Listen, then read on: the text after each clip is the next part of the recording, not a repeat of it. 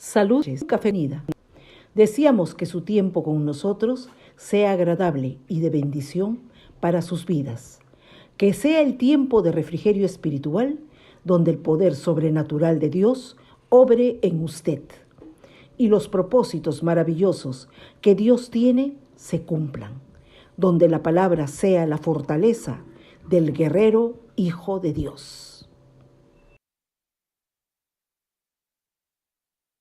Un toque del amor de Dios cambiará su atmósfera para siempre y lo llevará a cruzar la última frontera hacia su tierra prometida. La decisión es suya.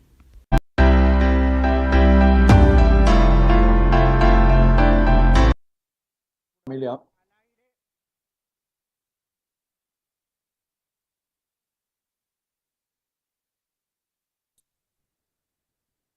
Beni, bienvenida Isabelita Rojas también, un abrazo grande, María en Dallas, Willy en Costa Rica, eh, nuestra querida Jaycee en Chachapoyas, la fidelísima ciudad de Chachapoyas, un abrazo grande para Walter, para Polcito y para toda la familia.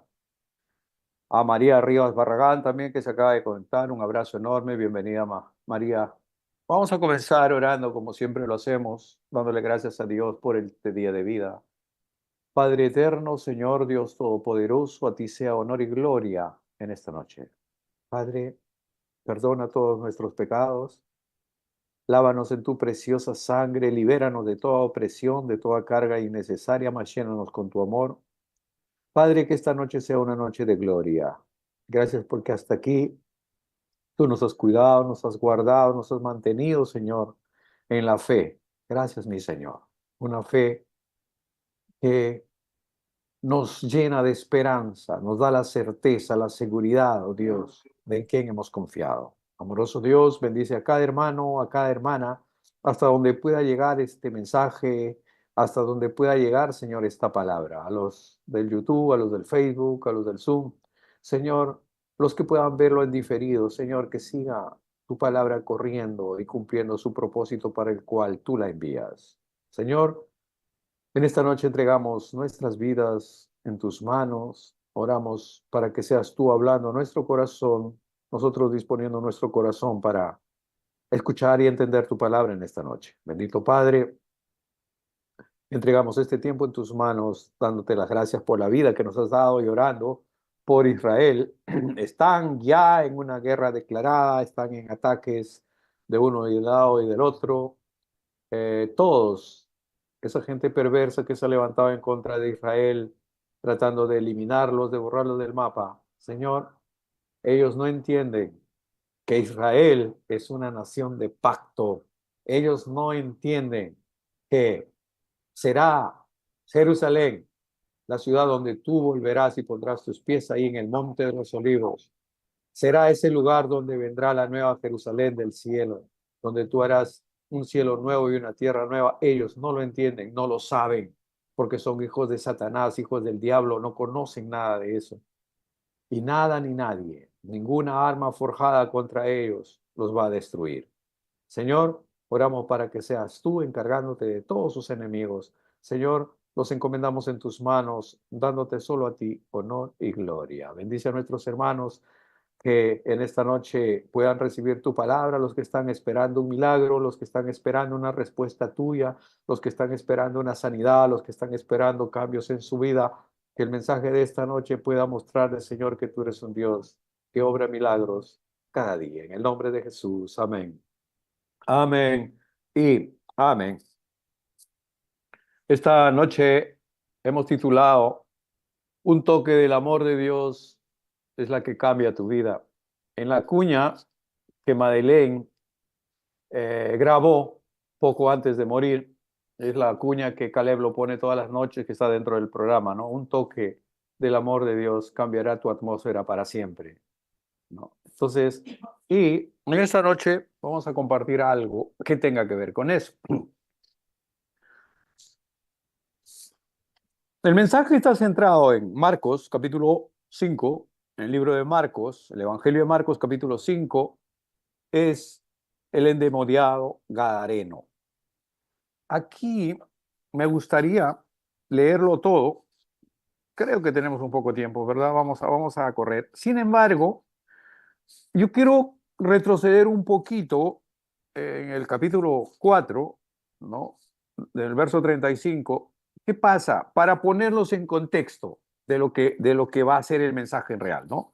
Dice en el 4:35, dice, aquel día, cuando llegó la noche, les dijo, está hablando el Señor Jesús, pasemos al otro lado. Estaban en una orilla del mar de Galilea y se dirigían al otro lado. Y dice, y despidiendo a la multitud, le tomaron como estaba en la barca, y había también con él otras barcas. El 37 dice, pero se levantó una gran tempestad de viento y echaba las olas de la barca de tal manera que ya se anegaba. Y él estaba en la popa durmiendo sobre un cabezal, y le despertaron y le dijeron, maestro, ¿no tienes cuidado que perecemos? Y levantándose reprendió al viento y le dijo al mar, calla, enmudece. Y cesó el viento y se hizo grande bonanza.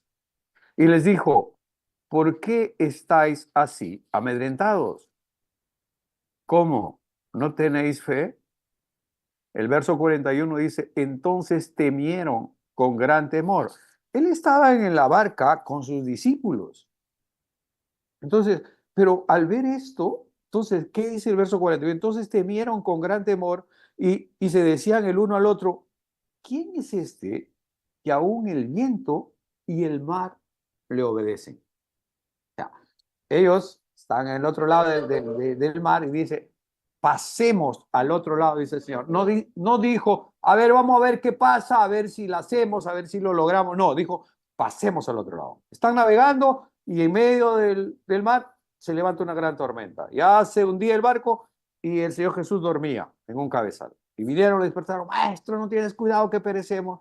Y el Señor se levanta, ¿no? Y dice, al mar le dice, calla, enmudece, y cesó el viento y se hizo grande bonanza. ¿A qué quiero llegar aquí?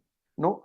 Dice, en el verso 41 dice, entonces temieron con gran temor, o sea, se asustaron ellos de ver a su maestro, al Señor Jesús, reprendiendo al viento, reprendiendo al mar, y que ellos le obedecieron. Dice, entonces temieron con gran temor y se decían el uno al otro, ¿quién es este que aún el viento y el mar le obedecen?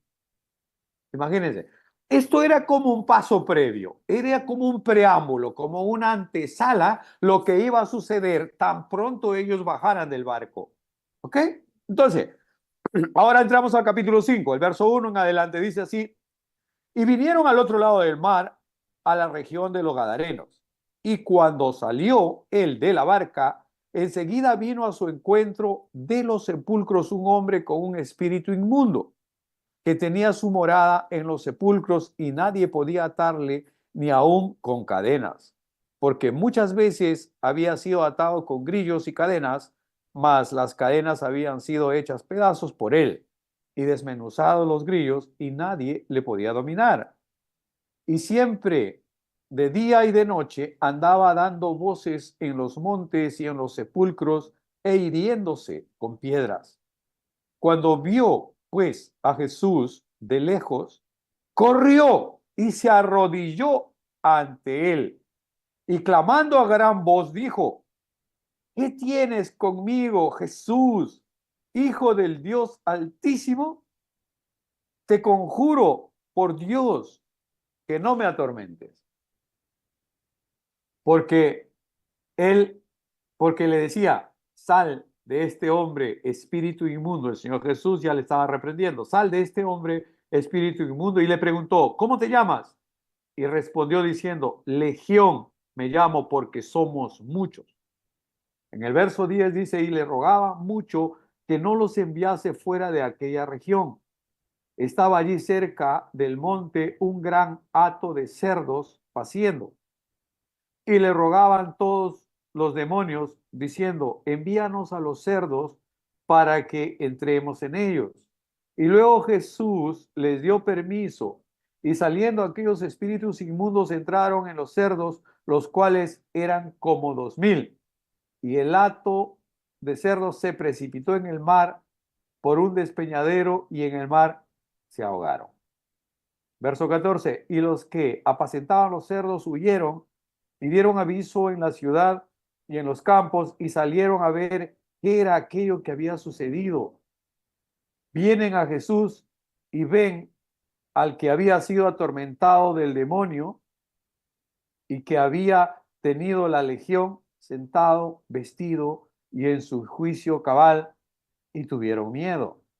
Y les contaron los que lo habían visto cómo le había acontecido al que había tenido el demonio y lo que pasó con los cerdos. Y comenzaron a rogarle que se fuera de sus contornos. Y entraron en la barca. El, el que había estado endemoniado le rogaba que le dejase estar con él. Mas Jesús no se lo permitió, sino que le dijo, vete a tu casa, a los tuyos, y cuéntales cuán grandes cosas el Señor ha hecho contigo y cómo ha tenido misericordia de ti. Verso 20, y se fue y comenzó a publicar en Decápolis cuán grandes cosas había hecho Jesús con él, y todos se maravillaban. Al final del verso 4, del capítulo 4, vimos cómo el Señor reprende al mar y al viento, ¿verdad? Y sus discípulos que estaban ahí acompañándolos se asustaron, tuvieron gran temor. Esto era el paso previo, la antesala a lo que iba a suceder una vez que ellos bajaban del barco. Bajaron del barco, inmediatamente un endemoniado, que se llama el endemoniado gadareno, viene corriendo y se tira a sus pies, se arrodilla, le dice, ¿qué tienes conmigo, hijo del Dios Altísimo? Te conjuro, has venido a atormentarnos antes de tiempo. Entonces el Señor Jesús le dice, ¿cómo te llamas? ¿No? Y el endemoniado le dice, Legión, porque somos muchos. Y ahí por ahí cerca estaban unos patos de cerdos, o sea, criaban cerdos. Ahora, quiero aclarar aquí, estos estaban en la zona de Gadara. Esto no era Judea, esto no era Jerusalén, porque en Israel no comen chancho. O sea, no hacen la dieta de keto ahí. ¿Me entiendes? No comen chancho. Hasta ahora. No, ni siquiera tocan al cerdo. No lo hacen. Bueno, entonces, en esta otra región donde fueron, ahí sí, porque eran gentiles, ahí sí, cuidaban chanchos, criaban chanchos, comían chancho, ¿no? Bueno, yo, un profesor mío, Pastor Víctor Sarro, en las clases ahí en el Centro de Entrenamiento de Fe, decía, ¿no? Animales inmundos y espíritus inmundos son compatibles, decía él, y no comía chancho. Él, él no come chancho. Bueno, ese es una paréntesis, nada más. Entonces aquí, del pasaje que hemos leído en Marcos 5, el endemoniado gadareno, sabemos que los demonios usan los cuerpos de las personas de manera destructiva para distorsionar y destruir la relación y la semejanza del hombre con Dios. Aún hoy en día los demonios son peligrosos, son poderosos y son destructivos. Por si acaso, yo les advierto, ¿no? Es importante también que reconozcamos su actividad maligna. Debemos mantenernos alejados de ellos y evitar cualquier relación con las fuerzas demoníacas, con el ocultismo, la brujería, la hechicería, la chamanería, el horóscopo, los amuletos y todo tipo de esas ciencias ocultas.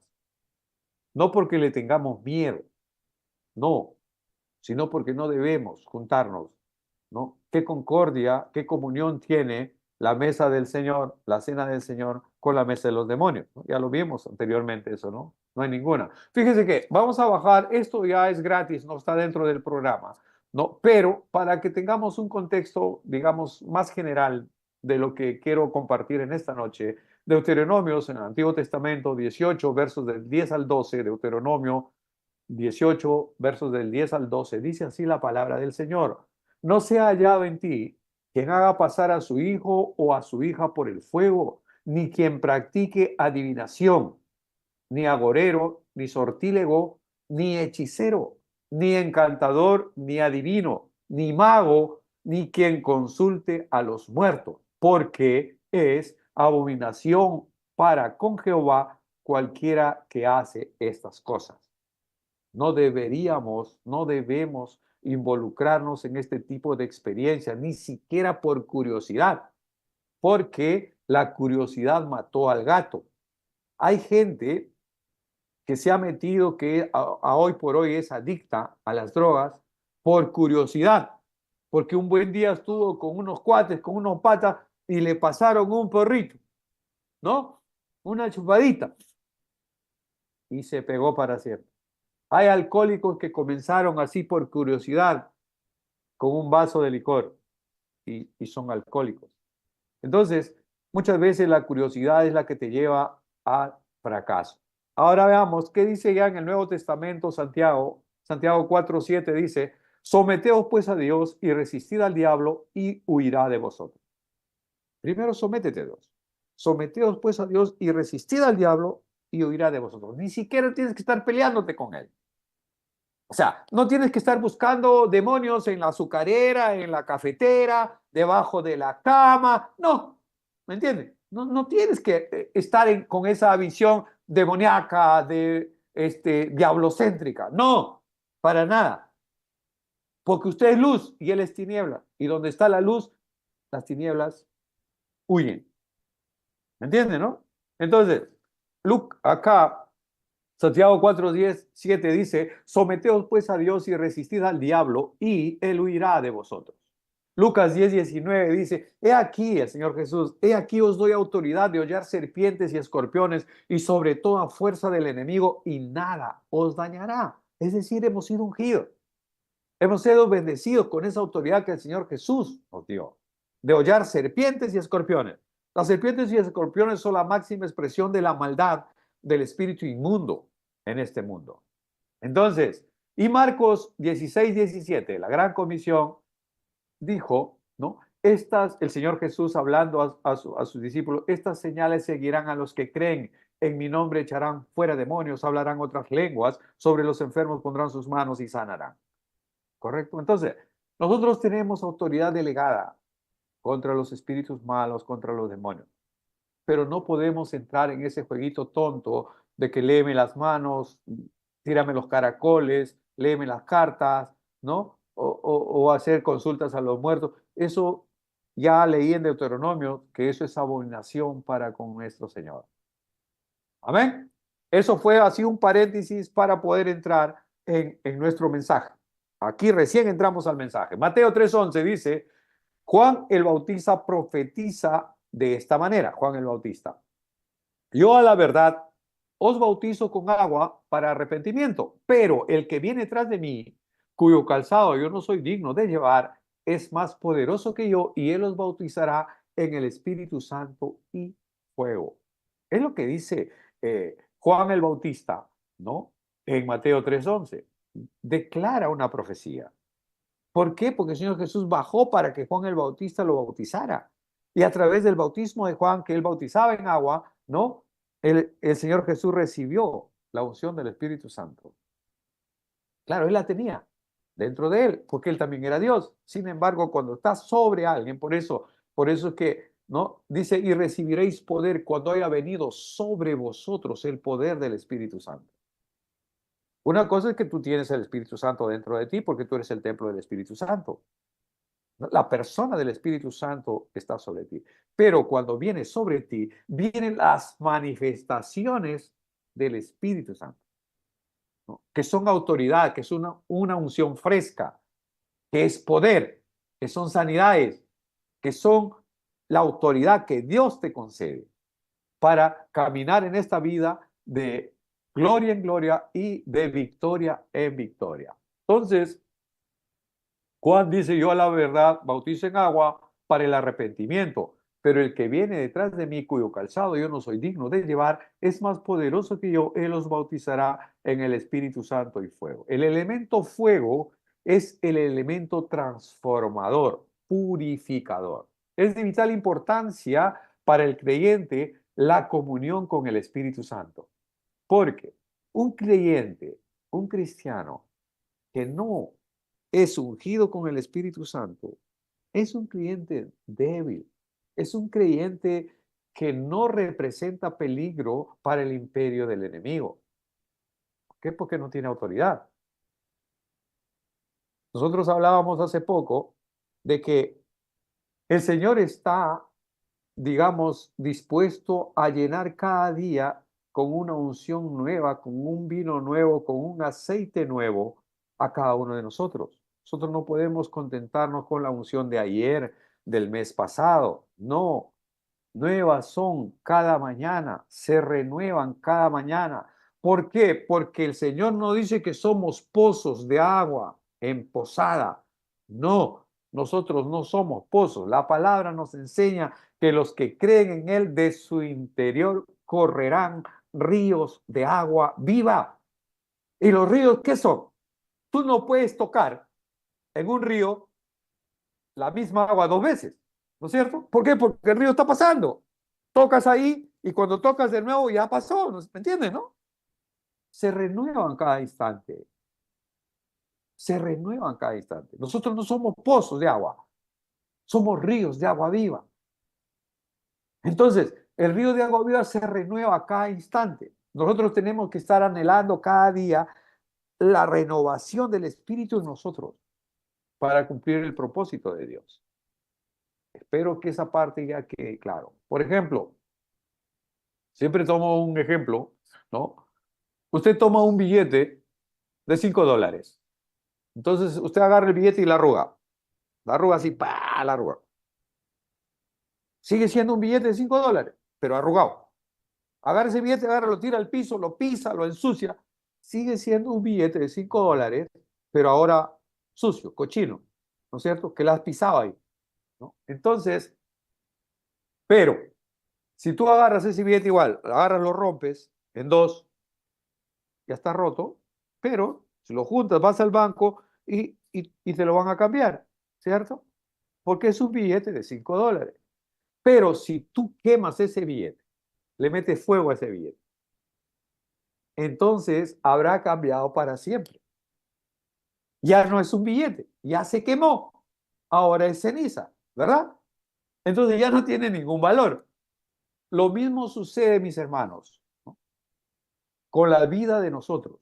Un toque del amor de Dios cambiará tu vida para siempre. ¿Por qué? Porque nuestro Dios es fuego consumidor. Juan el Bautista lo dijo, yo bautizo en agua, lo bautizaba en el Jordán, pero detrás de mí viene uno más poderoso que yo y él los bautizará con el Espíritu Santo y con fuego, fuego. Entonces, el elemento fuego es un elemento que purifica, que santifica. Amén. Entonces, cuando una persona es bautizada en agua nada más, está cumpliendo una parte, ¿no? Está declarando públicamente su fe. Pero cuando es bautizado con el Espíritu Santo y con fuego y con poder, entonces es entonces cuando él ya está preparado para ser enviado al mundo. El Señor Jesús le dijo a sus discípulos, no se vayan de Jerusalén, quédense acá. Quédense hasta que haya venido sobre vosotros el poder del Espíritu Santo y me seréis testigos en Jerusalén, en Judea, en Samaria y hasta lo último de la tierra.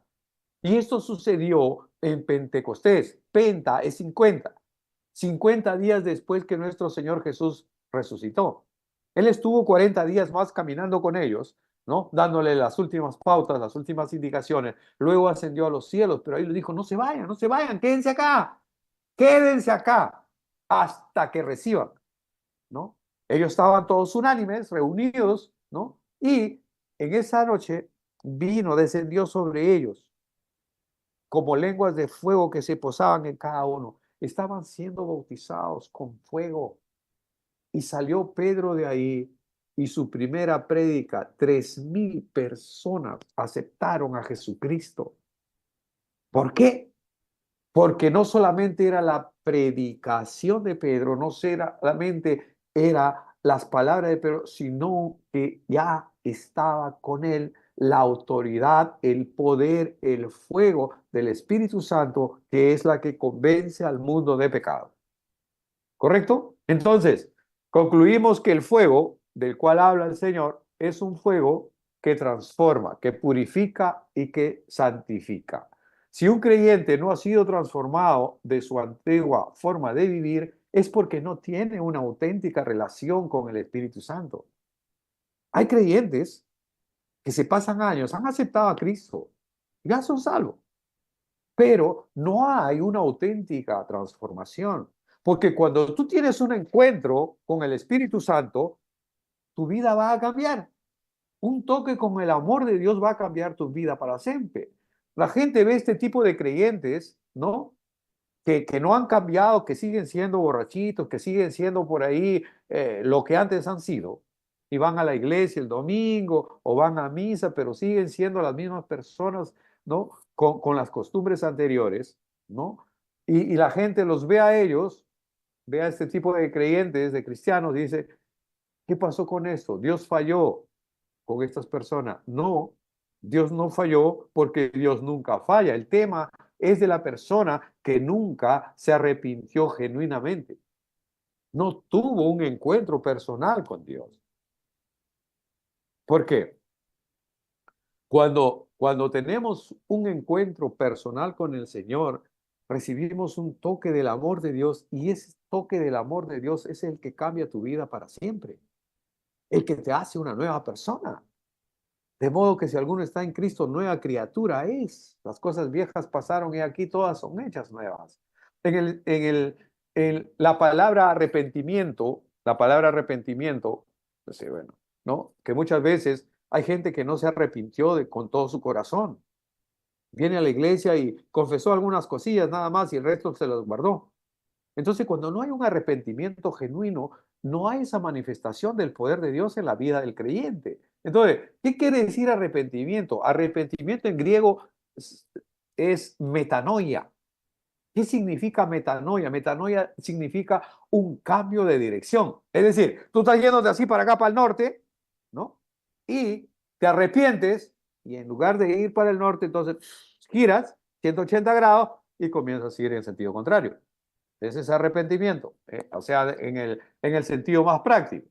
En el sentido más amplio, metanoia supone cambiar de mentalidad para adoptar una nueva cosmovisión de manera que surgen otros valores y fines. Se refiere también a un cambio profundo de la mente, a una transformación del pensamiento. Otra explicación dice que la metanoia es volver a la gloria original y en consecuencia la sanidad del hombre. Interesante. O sea, originalmente estamos en Dios, salimos de Dios, del amor de Dios, ¿correcto? Somos la consecuencia del amor de Dios. Pero una vez que nacemos y por ahí nos desviamos, nos vamos por la chueca, no hacemos lo que nos da la gana, nos apartamos del camino, nos apartamos de la ruta, le damos la espalda al Señor y nos vamos atrás de nuestros apetitos, de nuestras ambiciones, de nuestros deseos, separados de Dios. Y cuando viene metanoia, o sea, el arrepentimiento genuino, acá en esta explicación dice, ¿no? Que es volver a la gloria original, es volver a tus raíces, es volver al seno de tu Señor. Maravilla, ¿verdad? Pero cuando no se da ese arrepentimiento genuino, cuando tú no tienes una metanoia sincera, entonces no va a haber el cambio, no va a haber ese fuego que te transforme, no va a existir. Vas a ser un hermano carcocha que se para malogrando o una hermana carcocha que se para malogrando. Entonces, nuestro Señor Jesucristo, experto en cambiar vidas, en transformar personas, ¿no? En un instante, Él puede cambiar la vida de todos. Fíjate, estaba el endemoniado gadareno, vivía en los sepulcros. No lo había forma de contener a este tipo. Lo amarraban con cadenas, él rompía todo. Con grilletes, él despedazaba todo. Andaba gritando, nadie podía pasar por esas tierras porque era súper peligroso. Había una fuerza descomunal en él para romper cadenas. Entonces, cuando el Señor Jesús llega ahí, Él viene corriendo y se postra a sus pies. Ahora, si queremos llegar a un contexto un poco más ilustrativo, cuando el Señor Jesús dice, vayamos al otro lado, Al parecer, el enemigo sabía que Jesús venía para él. ¿Me entiendes? Por eso levantó la tormenta para ahogarlos ahí nada más. ¿Me entiendes, no? Y el Señor reprendió la tormenta, reprendió el viento, todo en paz, terminaron el viaje, bajan allá y se encuentran con el Gadareno. ¿Por qué? Porque los espíritus, los demonios son regionales, ocupan una región. Por eso es que cuando el Señor los echa de ahí, los espíritus les ruegan, no nos botes de esta región, no nos saques de esta región. Mira, ahí hay unos chanchos, permítenos entrar en esos chanchos, le dice, ¿no? ¿Entienden? Porque los demonios, está comprobado en la Biblia, que son regionales, ocupan una región, una determinada región.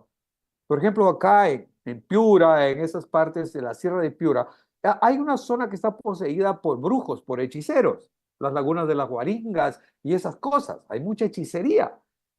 Acá en Chiclayo, una ciudad importante de Perú, hay una ciudad en Chiclayo, hay un mercado modelo, si no me equivoco, donde hay una parte, una zona del mercado donde venden todo tipo de amuletos y de cosas para mesadas, para misas negras, para hechicería, para brujería. Es una cosa atroz, pero existe, pues, ¿no? En cambio, en otras zonas, por ejemplo, de la selva, de repente Iquitos, Pucallpa, donde hay otro tipo de espíritus, y esos espíritus son, por ejemplo, de prostitución. En esas zonas está declarada que hay mucha prostitución ahí. Son espíritus regionales, ¿se dan cuenta, no? Acá en el Callao, espíritus que hay full delincuencia. La delincuencia es bárbara ahí, ¿no? Robos, asaltos, secuestros, qué sé yo. Entonces, esos demonios son regionales. Por eso es que el endemoniado gadareno dice, no nos eches de esta región. Ahí hay unos chanchos, permite que entremos a los chanchos. Y el Señor Jesús le permite entrar en los cerdos, y los cerdos, ¿no? Al recibir los espíritus inmundos, ¿no? Entonces les dicen, no podemos soportar esto, no podemos soportar estos demonios, dicen los chanchos, no, agarran y se tiran al mar todos. 2000 cerdos se mandaron al mar, se ahogaron. Es lo que dice la Biblia. ¿Correcto? Imagínense. Ni los chanchos podían soportar esos espíritus inmundos. Pero, como dije al comienzo, que, ¿no? Los espíritus inmundos, ¿no? Sabemos que los demonios usan los cuerpos de la persona de manera destructiva para distorsionar y destruir la relación y la semejanza del hombre con Dios. Porque un orate, un loco, un demente, no puede ser el representante de Dios. ¿Por qué? Porque él ha cedido su cuerpo, su mente, su alma a espíritus inmundos. Hay una posesión demoníaca en esa persona. Porque andan desnudos, duermen en la calle, ¿me entienden, no? Todos conocemos locos por ahí, por la calle. ¿Por qué? Porque se cedieron a espíritus inmundos, le permitieron ingresar a su cuerpo y ahora ellos son los que controlan esas vidas. Entonces, avanzamos, mis hermanos. Todavía me queda para 2 horas acá, pero igual, lo hacemos, ¿no? Entonces, ya dijimos qué cosa era metanoia.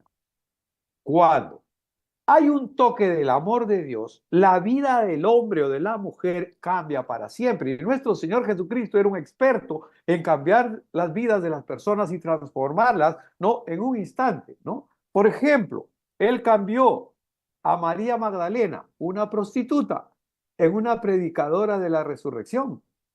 Ella salió corriendo de la tumba cuando la encontró vacía y vino a decir, resucitó, resucitó, el maestro resucitó. Interesante, ¿no? Él tomó a un hombre reaccionario, a un timorato, a un celote, ¿no? Llamado Simón, ¿no? Y lo convirtió en Pedro, un hombre estable, un predicador de excelencia.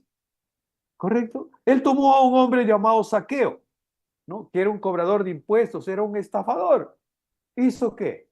Que se arrepintiera esa noche que el Señor Jesús entró a cenar en su casa y que él repartiera todos sus bienes a quien había robado. Él dijo, si yo le he robado a alguien, yo le devuelvo 3 veces, ¿no? ¿Por qué? Porque tuvo un encuentro con el transformador, con el que cambia la vida de la gente, con el que transforma. Dijo, no quiero robar más, yo devuelvo a lo que le he estafado.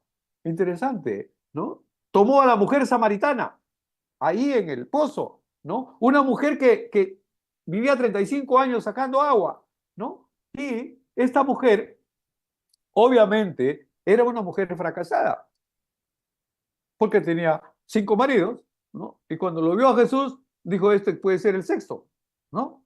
Entonces, pero el Señor Jesús la agarró y le habló de frente. Y le dijo, ve y trae a tu marido. Y la mujer le dijo, no, no tengo marido. Bien has dicho, le dice al Señor Jesús, porque 5 maridos has tenido, ¿no? Y el que tienes ahora no es tu marido. Entonces la samaritana se queda mirando, ¿perdón? ¿Quién es este que puede saber esas cosas de mí? Si acabas de llegar, tú eres forastero. ¿Cómo puedes saber estas cosas? Y se dio cuenta que estaba frente al Mesías. Tiró su balde y se fue corriendo a la ciudad a anunciar cómo el Señor, un toque del amor de Dios en esta mujer samaritana, lo cambió a esta mujer fracasada y los hizo llevar su mensaje a toda una ciudad. Tomó a un hombre malo llamado Saulo de Tarso, que era un asesino, perseguidor de los cristianos, y lo convirtió en el apóstol Pablo, que predicó el evangelio por todo el mundo conocido de su tiempo. ¿Qué pasó con él? Un encuentro. Él iba persiguiendo a los cristianos. Y ahí se le presentó el Señor, una luz desde el cielo, y que le dijo, Saulo, Saulo, ¿por qué me persigues? Y Saulo, lleno de miedo, de espanto, estaba por las antípodas, por la pata de los caballos, dijo, ¿quién eres, Señor? Y le dijo, yo soy Jesús a quien tú persigues. ¿Qué quieres que yo haga? Ya te vamos a indicarle. Y lo transforma. Un toque del amor de Dios cambió a Saulo de Tarso, el asesino, en el apóstol Pablo. Tiene que haber un encuentro con esa luz, tiene que haber un encuentro con ese fuego consumidor que consuma toda tu vieja naturaleza y que te haga una nueva criatura. El apóstol Pablo después escribió de modo en 2 de Corintios 5:17, de modo que si alguno está en Cristo, nueva criatura es. No dice que eres parchado, remendado, reconstruido, no reformado. No, eres una nueva creación. Eres una nueva criatura. Cuando estás en Cristo, de modo que si alguno está en Cristo, nueva criatura es. Las cosas viejas ya pasaron. Aquí todas son hechas nuevas. Pero tiene que haber una metanoia, tiene que haber un arrepentimiento genuino. Tiene que haber un cambio de dirección. Tiene que cambiar tu manera de pensar. Tiene que cambiar tu mentalidad. Cambiar tu mentalidad de mundo por una cosmovisión más amplia, más grande, guiada por el Todopoderoso. Ahora, donde Jesús llegaba, Él lo transformaba todo. Ese era el principal problema de los fariseos, porque el religioso no quiere nada de cambio. El religioso quiere quedarse donde le enseñaba. No, mi difunta abuela hacía esto y se queda ahí. Mi bisabuela, no, es que nosotros somos católicos porque mi bisabuelo, mi abuelo, mi papá, y nos quedamos acá. El religioso es así, no quiere cambiar. Pero cuando viene el Señor Jesús, Él lo cambia todo, lo transforma todo, te hace una nueva criatura. Las cosas viejas pasan, son quitadas, ¿no? Entonces, donde el Señor Jesús llegaba, la atmósfera cambiaba. Cambiaba la enfermedad por salud. El cojo era sanado, el ciego veía, el leproso era limpiado, el triste se llenaba de alegría. El ciego podía ver, cambiaba su manto de ciego y se levantaba en autoridad y Dios restauraba sus ojos. Dios cambiaba la muerte en vida. El Señor Jesús cambiaba el dolor en gozo, la angustia y desesperación en paz. El pecado lo convertía en santidad. La Biblia dice que Él vino por los pecadores. No vino por los religiosos, los fariseos, los escribas. No, Él ha venido por todos los que estamos perdidos. Porque de tal manera amó Dios al mundo que ha dado a su Hijo unigénito, para que todo aquel que en Él crea no se pierda, mas tenga vida eterna. Entonces, mis hermanos, el Señor Jesús, todo lo que tocaba lo cambiaba. Donde estaba el Señor Jesús, la atmósfera cambiaba. El esclavo era libre. Estamos sujetos a la esclavitud del pecado y de Satanás, pero Él ha venido para darnos libertad. Estábamos vendidos, empeñados, hipotecados al diablo. Él, con su sangre, nos redimió. Él pagó por nosotros.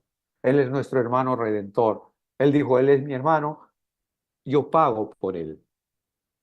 Y te recogió, ya no eres esclavo y te dio libertad. En el pasaje leído, vemos el mayor cambio de un individuo, de un hombre que es liberado de la potestad de las tinieblas, de un hombre que estaba poseído por 2000 demonios, ¿no? Entonces, vamos a ver qué dice Colosenses 1:13. Colosenses 1:13, el apóstol Pablo, escribiendo a la iglesia de Colosas, dice, ¿no? El cual nos ha librado, está hablando del Señor Jesús, nos ha librado de la potestad de las tinieblas y trasladado al reino de su amado Hijo. Es lo que hizo nuestro Señor. Cambió tu atmósfera de oscuridad, de tinieblas, el cual nos ha librado de la potestad de las tinieblas y nos ha trasladado al reino de su amado Hijo.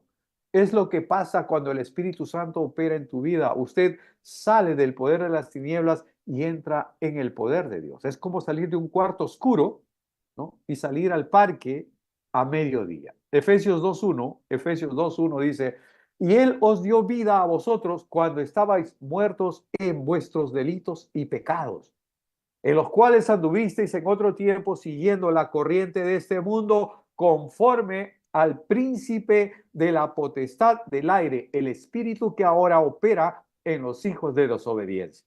Efesios 2:1. Ustedes pueden revisar en la Biblia, en su Biblia, ¿no? Estos pasajes que yo estoy leyendo rápidamente, ¿no? Para poder complementar el mensaje de esta noche. Efesios 2:1 dice, Él os dio, está hablando de nuestro Señor Jesús, es dio a vosotros, ¿no? Dios vida cuando estabais muertos en vuestros delitos y pecados, en los cuales anduvisteis en otro tiempo, siguiendo la corriente de este mundo. Hay mucha gente que todavía sigue la corriente de este mundo, la tendencia de este mundo, ¿no? Cómo se está moviendo el ambiente y se sigue moviendo en esa dirección. El espíritu que ahora opera en los hijos de desobediencia. Explicando el pasaje, usted estaba caminando en los caminos del mundo cuyo fin es el infierno, para que con un toque de Jesús cambie de dirección y camine a Jesucristo. Jesucristo es el camino y la verdad y la vida, es el camino al cielo y nadie viene al Padre si no es por Él. Dicho de otra manera, ¿no? Hay una evidencia de cambio de poder de tu vida. Cuando el Señor toca tu vida, cuando tú tienes un toque del amor de Dios, va a haber una evidencia de cambio. Ya no vas a estar más bajo la atmósfera de oscuridad, sino que vas a ser trasladado a su luz admirable. Es lo que dice Colosenses, ¿verdad? En el libro de Marcos, ¿no? En el libro de Marcos resalta, ¿no? La sobrenatural lucha entre Jesús y Satanás. La meta de los demonios era y sigue siendo controlar a los humanos en los que Él habita. Y la meta de nuestro Señor Jesús era y sigue siendo la liberación de esas personas del pecado y del control de Satanás. Por eso dice que Él ha venido para deshacer las obras del diablo. Nosotros que estábamos muertos en nuestros delitos y de pecados, como dice Efesios, Él nos ha dado vida cuando estábamos muertos. Ha vivificado nuestro ser, espíritu, alma y cuerpo.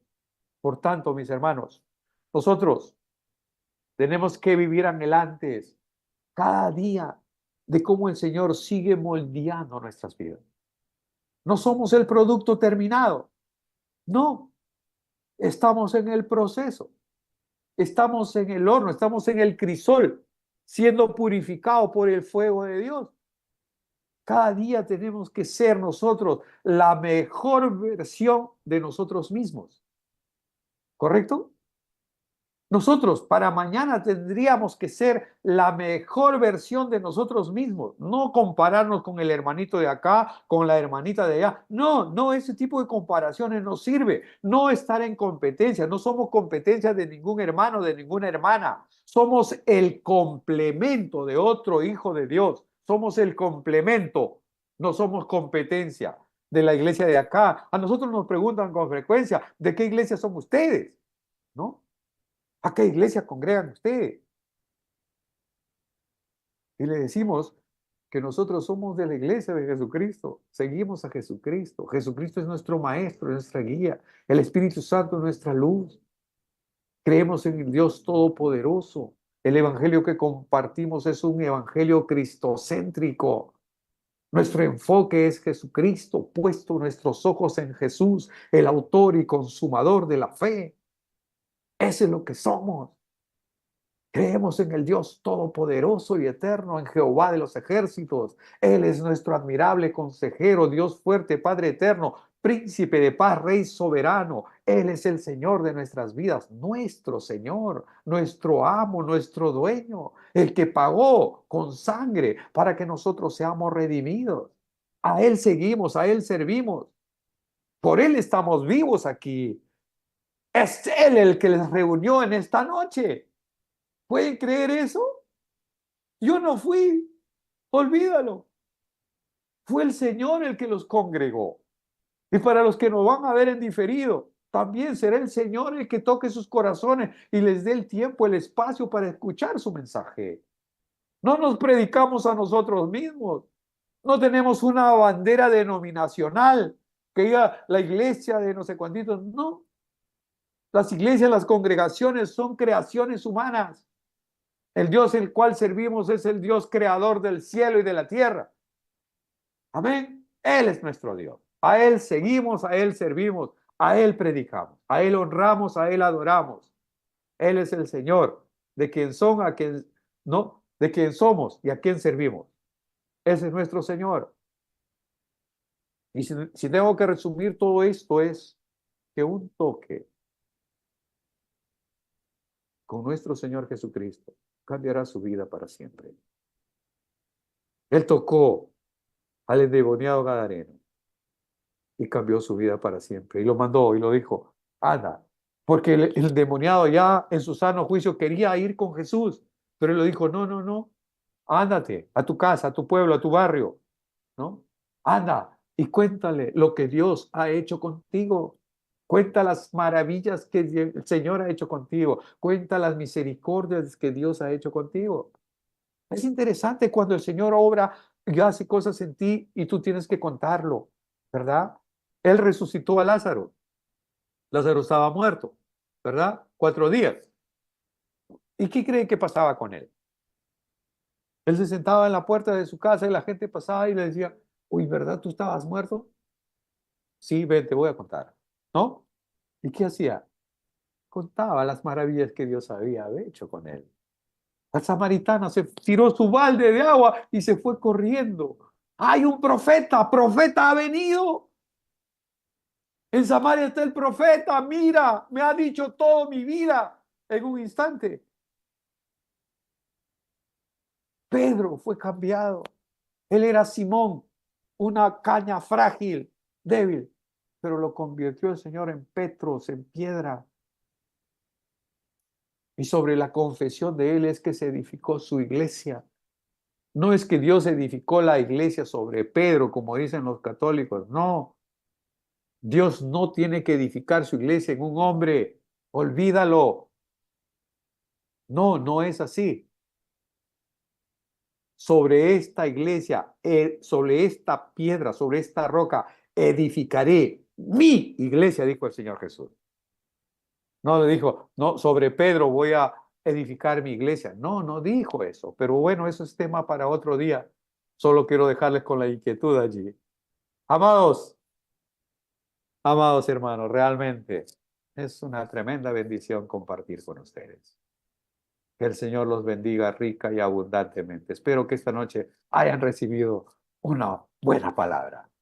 Que el Señor los guarde, que el Señor los proteja.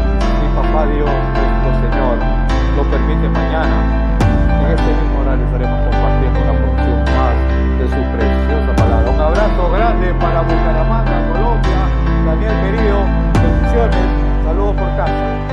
Bendiciones.